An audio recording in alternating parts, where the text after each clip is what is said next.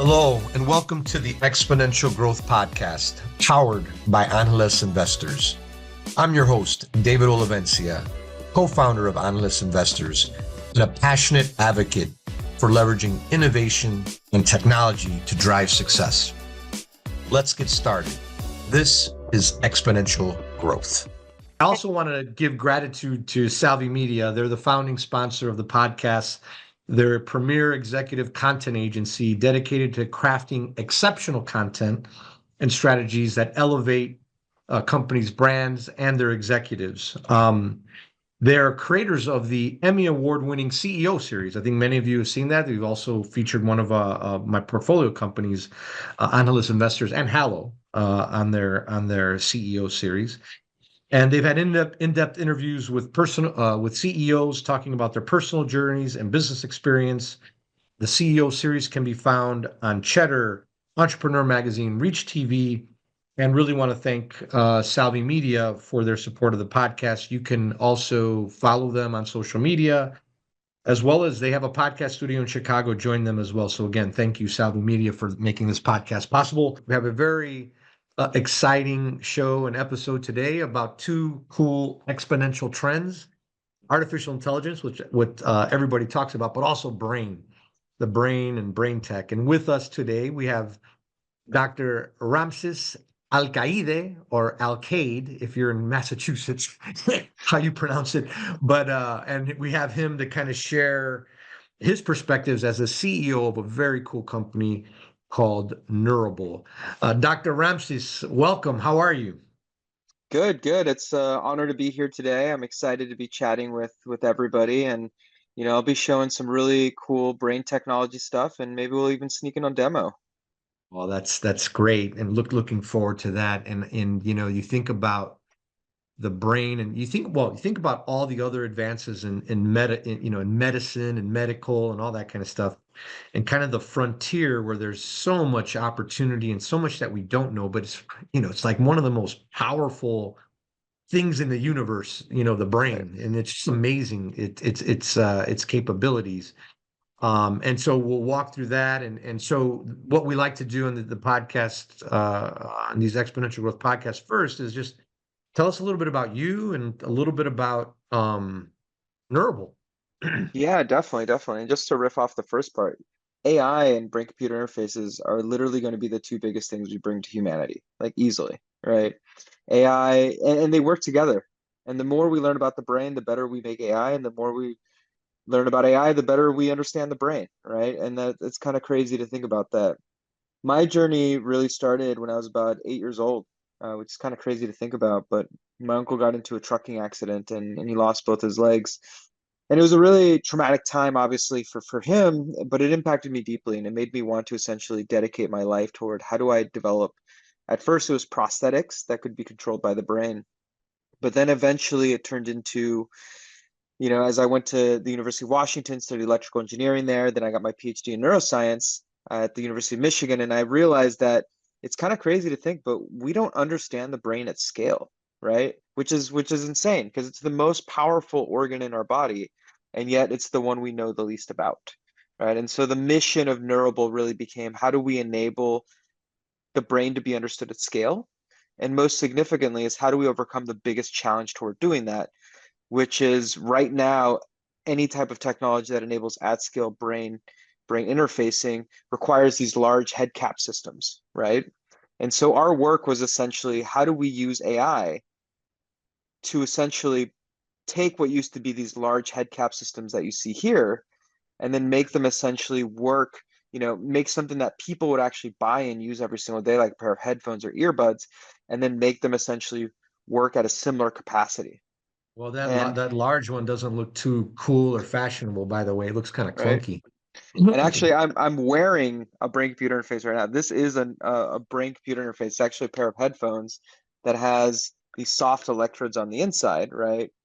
And these actually record my brain activity, and they can do a lot of the similar things you can do with that large brain cap, but in something that, it's noise cancellation. It's a great pair of headphones, but no one would be able to tell that there's a brain computer interface in them.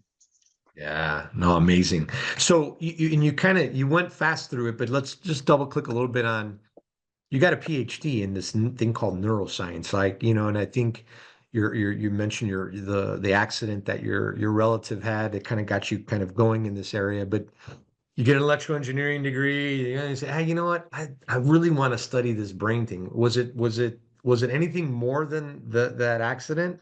Or what drove you? And then not only study it, but you got a PhD, so you really got to dig in. PhDs, that's a long journey, a lot of studying, a lot of, you got to defend your thesis, all that kind of stuff. What, Yeah. why'd you do it? And why Yeah, I mean, Michigan? My three kids were born in Michigan, by the way. go blue, you know. There you go. There you go. So I've always been a very mission-driven individual, right? And when my uncle got into this accident, I wanted to build brain-controlled prosthetics. So just as kind of the first thing that I did was I thought to myself, like, all right, well, how do I even build these prosthetics, like get them connected? And so the first step was go to college, right? So I studied, I went to college, studied electrical engineering. I actually worked with prosthetics teams at the University of Washington. And then the next step from there was like, hey, now how do I connect these to the brain? Right. And so that's where the next step came in, which is I guess I got to go learn neuroscience and like build this out. Right. And but really kind of the theme here is that it wasn't so much that I had a plan from the very beginning. It was just like I knew what the next step was to open up this pathway. And I actually thought that I was going to go into academia and build like prosthetics and do all this other stuff.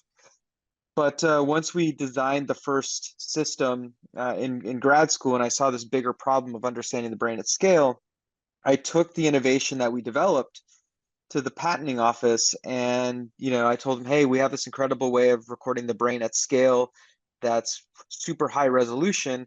Like, how do we change the world with this? And they're like, well, we're going to go out and pitch it to Pfizer, and we're going to pitch it to all these groups, and then if not, we'll put it into the patenting office for a couple of years and try again. And I was like, what? Like that's not like it's gonna take forever. Those aren't even the right people, right?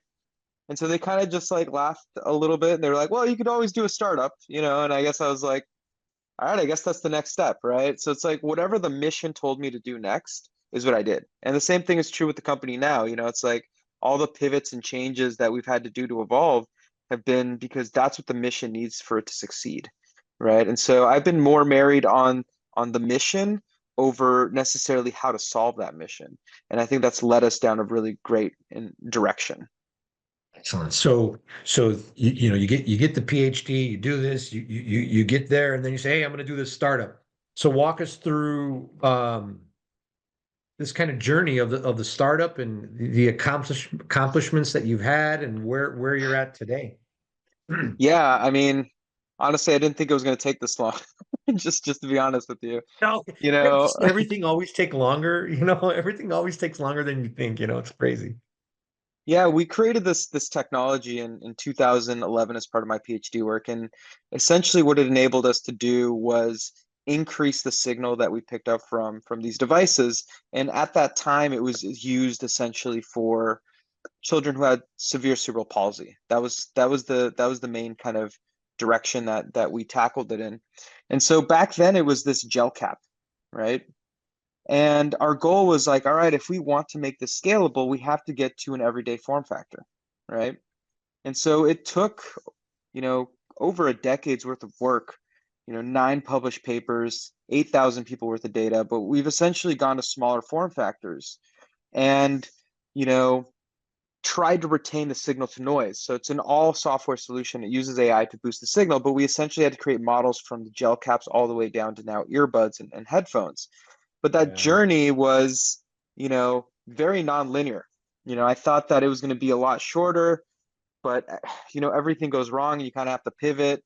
I've learned a lot about fundraising, about storytelling. I transformed myself from somebody who, you know, was very much a scientist, like and an Yeah. engineer. Like that was who I was. That was my identity, right? To Yeah. now I got to lead this group of people. Like, how do I even do that? Like, how do I build a Yeah. team? How do I manage?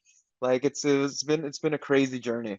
It's a different set of muscles, right? And it's different, I know lots of PhDs and it is, very bright, very smart, but it's a whole different set of muscles to, lead a team, tell a story, sell, Right. it is a whole different set of muscles. And, Eh, you know, What I'll you, share, what I'll share, speaking about that muscle is like I feel like every 2 years I have to learn a new muscle. It's crazy. It's like Yeah. started out with engineering, went to, turning the company from a science engineering company that was R&D based to a company that builds a product. Like that's a whole different company, right? Oh yeah, yeah, And yeah. then now it's like a company that's building a business and doing sales and licensing, and that's a whole different set of skills, right? And it's like it's just been these Yeah. evolutions that I've had to adapt to, and like it's I feel like I have to rehire myself every 2 years, you know? Well, and then you also have investors in there, right? You have investors and terms and all this kind of stuff, right? Fundraising. I mean, I definitely, and kudos. It's not easy, and definitely know it's not easy. And you were talking about signal to noise ratio, and I'm an electrical engineer, and in the what I guess it would have been 90s, early 90s, I studied digital signal processing and the ones and the zero. This was like really before kind of the cell phones was in the digital was just coming out. And you did the ones and you had all this noise and it was all this normal Gaussian curves that you were doing to determine if it was and get the right. Was it a one or is it a zero, right? And then it gave me the vision on, hey, these ones and zeros, they can get sent over airwaves, right? And or over the air. And then I'm like, well, if you can send digital things over the air to a smartphone, well, I know graphics are digital, I know video is digital, I know, Right. and if you're going to be able to do, I go, there's like I had I knew that kind of at that moment, I'm like, I know people are going to be able to walk around and are going to be able to download videos, everything we can do on our phone right now. I knew that was going to happen. I knew, I put those things together. And then, people, I was always like excited about computers and tech. People are like, why the hell are you so excited? And you're like, I don't know, because I know what's coming. I know it's coming. But And then the okay, internet so happened, oh yeah, like no, that's then crazy, then, right? then the internet happened, and and then like I was like, yeah, this is great, and there's all it's funny because there's all every year, I look to the future and I say it's just going to be an amazing future. Like, and I think I've Right. done that every year for the last 30 years, and even today I do the same thing. So, back to Neurable. So, Hmm. you had that product roadmap, and then now, kind of give us a sense of where you're at today, and what do you see, the breakthroughs in the future, and how this is going to be used.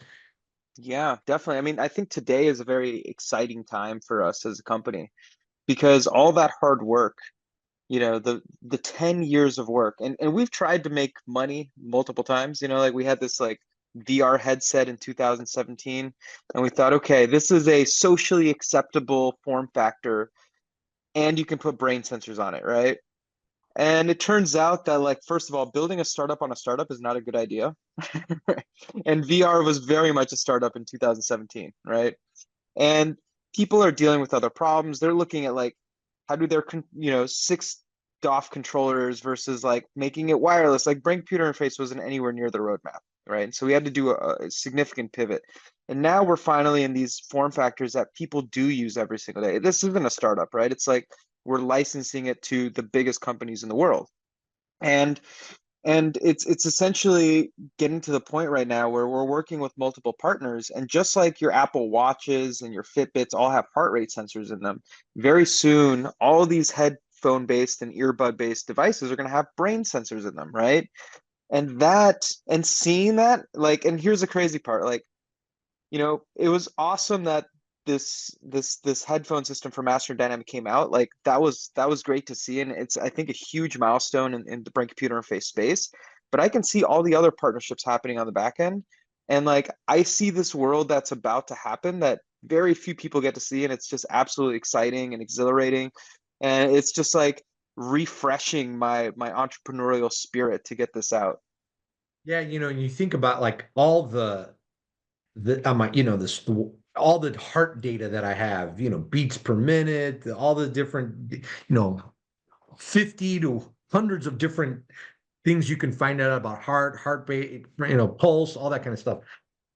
And then the brain you can't, but what you mentioned is, and for listeners out there, right? You can imagine a day where it's in your ear, your AirPods or whatever, your earbuds, and it's creating, and you can imagine 50, 100, hundreds of different Right. data points that you're getting about your brain that helps you improve you, just like this helps you with your heart health over time, can hopefully do the same with your brain.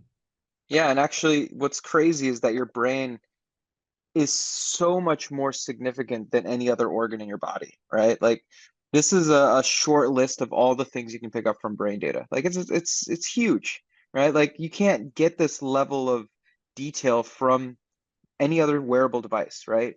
And for example, like a wristwatch, like the Apple Watch, for example, can pick up Parkinson's, but only after you have it, right? Because it's picking up all these downstream effects. So Yeah. your brain has been fighting Parkinson's and these tremors for years, and you can actually see that changing in the brain. And it's only until your brain has changed so much that you can't control it that you pick up the tremor from the watch, right? And so that's the power of the brain. It gives you such a powerful predictive capability in tracking some of the most significant diseases that impact humankind. Yeah, and I said like, oh, I can track 50 things. I don't even know what the heck the 50 things are. And you kind of laid them out there. And that's like kind of one dimension of those, right? You can do them Yeah, over time and all, it's like the data is amazing. And as you get more data, I mean, what's going to happen there is amazing. So when you think about the future of AI, any big things come to mind that you want to share with our listeners? I mean, you're deep into both of these, right? That maybe they should just keep aware of, better educate them as they go, into the future. As an AI and brain, we have really, and I should maybe say that we have a global leader here, kind of at the thank you. intersection of those two that are here, and would love to hear your perspective of what our listeners should be thinking about as in those two technologies. Yeah, yeah, no, I think what I'll show you is some ways that we use AI and the brain together. Like I think that's a really kind of cool journey to go on.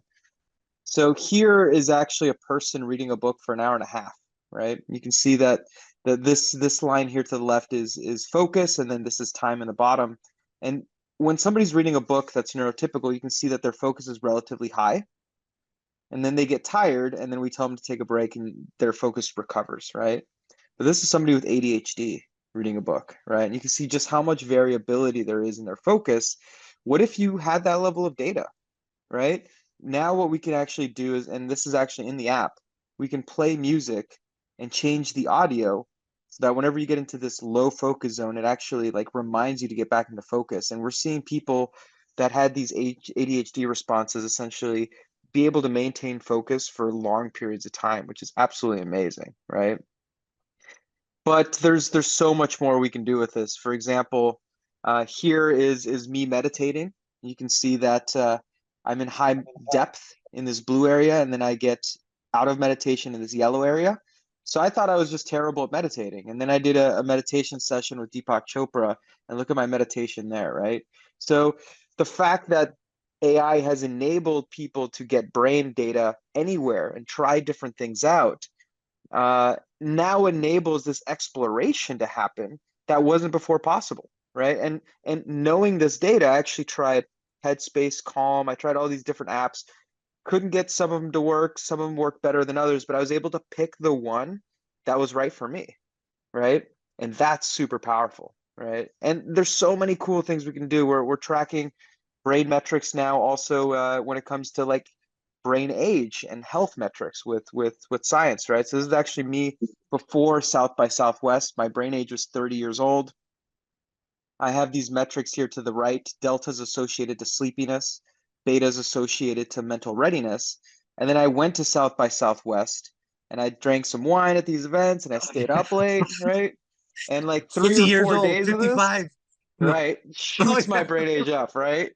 And then you can see here that my delta is higher. It's telling me I need to go to sleep. My brain readiness is lower. It was like, hey, you need to like, you know, get some rest. And then when I took 2 or 3 days to recover, you can essentially see my brain age going back to its more normal, average, and all my metrics coming back. So I can literally see the impact I'm doing to my brain. And then long term, I can then see like how my baseline is changing based off of the actions that I'm taking. Interesting. Yeah, I mean that there's so, and so I'm doing some health things, right, where I'm getting all these biometric markers and all that stuff. but I don't get anything about my brain, right? I get all, you can think about the tip of, your blood. They can take your blood and you can get all kinds of different, um, biomarkers, but nothing on the brain. And to your earlier point, right? It's the most important, whatever organ in the Yeah, body, right? And it controls exactly. all the other stuff. So, and I think the whole, what'd you call it? The eight, your brain's age, right? Your age, Yeah, yeah. that, and then you track it over time, right?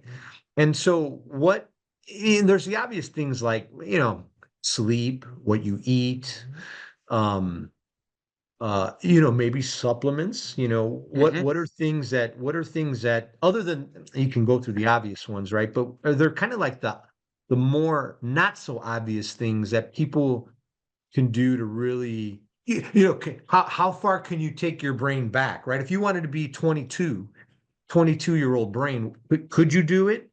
And then what would be the unorthodox things that you would do to get there? That's a great question. I don't think I ever want to go back to being a 22-year-old in my brain. But if you're just talking about the health version Yeah, of it, the health part of yeah, it. Yeah, yeah, the yeah, health yeah. part of it. Yeah, yeah, Yeah. yeah. I mean, the there's always the most important thing are the basics, right? Get exercise, get sleep, right? Like those are the two most important things, hands down, right?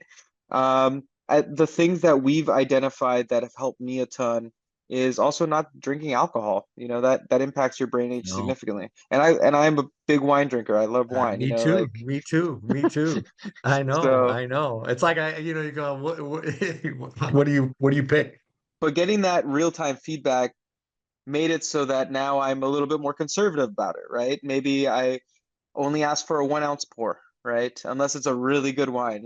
So like it lets you do choices based off of, your out of the information you're getting. But honestly, 80% of the problem is sleep better, you know, um, do exercise, right?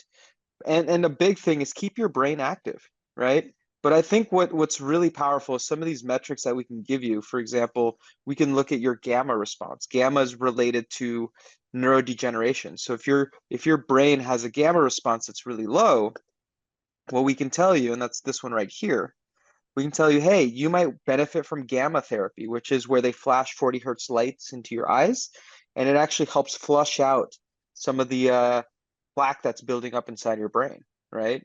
Or if your alpha is really, really low, it means that you're dealing with a lot of stress. So maybe do some meditation or some breathing exercises. So we can use also machine learning to identify these changes based off of your health and how it's changing from your baseline, and then give you recommendations on top of it. So this is amazing. So how long would I have to wear? I mean, I guess the longer you wear this stuff, the better the data you're going to get. But if I wanted to get Hmm. my brain age, what do I have to? It's like what, after an hour or something like that, I get a good set, and I'd be roughly how long? What's your Yeah. thought? So about 30 minutes worth of data, which is most of the users of the product use the system about 1 to 3 hours a day, right? And we're able to get a really robust marker of your brain age and then provide you feedback on how to improve your brain health. Got it. And then because you have the brain age report, and then you had that alpha, gamma, other For report, sure. different report, or you get all that, 30 minutes, you're getting all that. Get all of that. You get Yeah. everything you need. Yeah. And then you also Yeah. get some suggestions based off of the information that we have.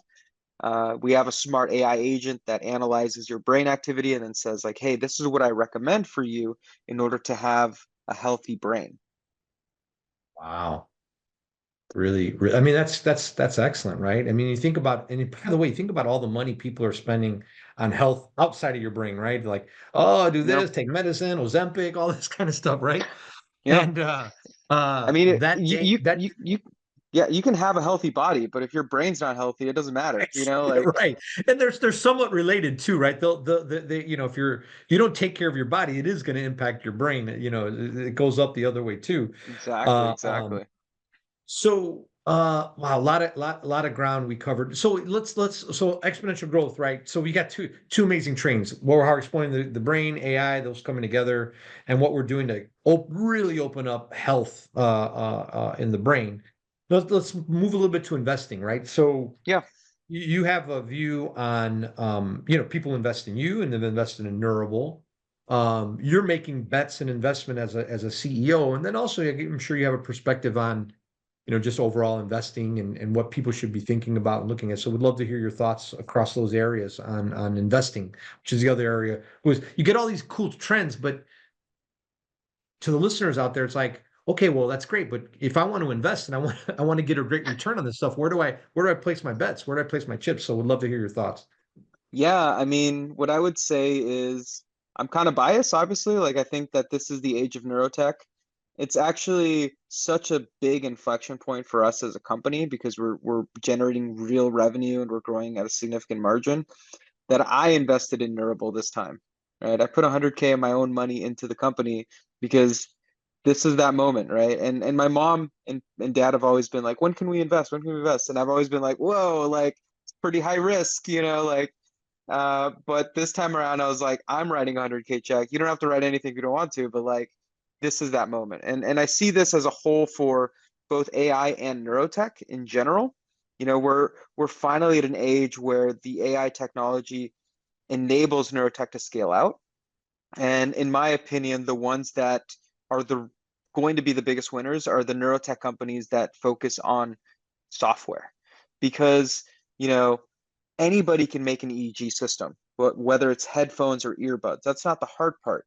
It's about making sure that those products work well enough that it actually delivers value to the customer and it's real value. And that's what we've really focused on. But there's other companies out there also tackling slightly different areas from a software approach. And what I would say in the non-invasive side, it's all about making better software. On the invasive side, you have to make the hardware, right? But on the non-invasive side, at least the bets that I'm making are AI, non-invasive brain-computer interfaces. Excellent. So how would people, if I wanted to, if I'm a listener out there, I said, I love it, I get it, I want to get more data on my brain through Neurable, where the heck would I buy this thing?